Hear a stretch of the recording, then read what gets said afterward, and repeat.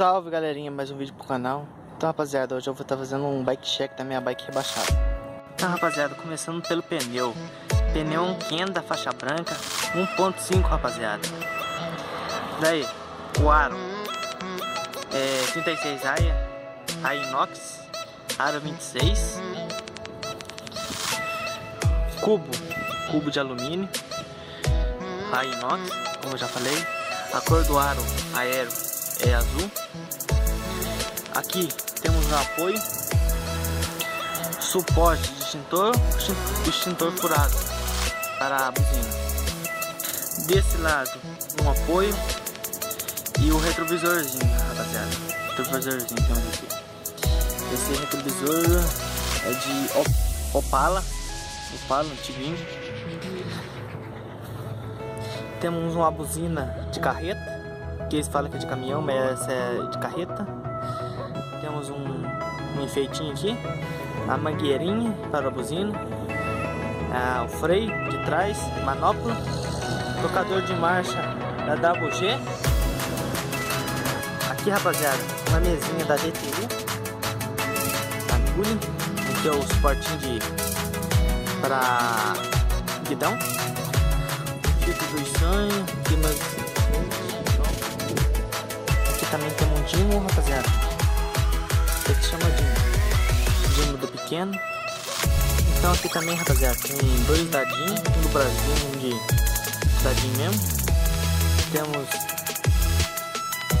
uma luzinha, aí plástico. Temos da Coca-Cola antiga, a garrafinha lá. Descendo aqui, rapaziada, é de melancia, de plástico. E o adesivo, foda-se o próximo dono.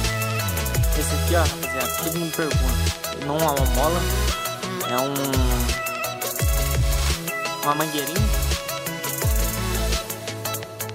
Aqui tá o suporte pro dimo funcionar. O CV brake, a plaquinha que eu adaptei, fixa. Kenda 1.5, faixa branca, apoio do fino, uma fita e o pezinho.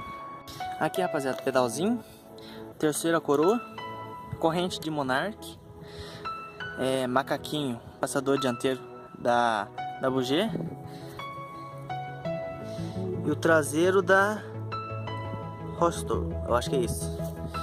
E a catraca de 6 velocidades. E esse aqui é do Dimo, tem uma mulherzinha aqui também. Então rapaziada, esse foi o meu banco aqui também, não sei a marca e nem do guidão. Então esse foi o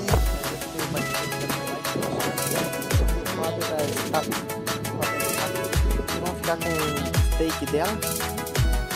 Então se gostou, deixa seu like, comente, compartilhe e é mais, rapaziada. Vamos ficar com o steak da bicicleta. E falou!